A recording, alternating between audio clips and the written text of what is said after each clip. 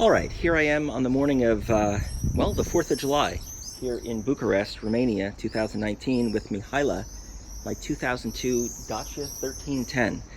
She's been sitting for exactly 3 months since the 11th of April when I passed the inspection with her. It's too much trouble to start her up again. I just, cars going by, I just checked the brake fluid, which was down. I don't know why that is. That's the new problem. Everything else is okay. Let's see if she starts up.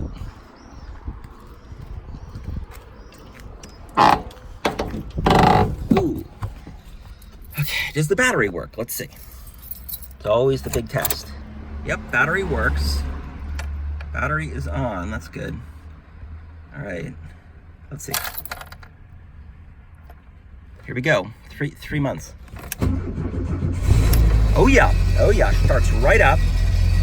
Trusted Romanian technology, just amazing. Wow, she's running. That sounds, listen to her purr. She sounds great. Wow.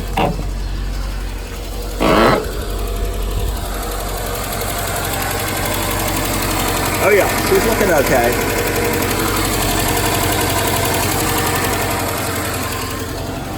Question is she leaking oil at all?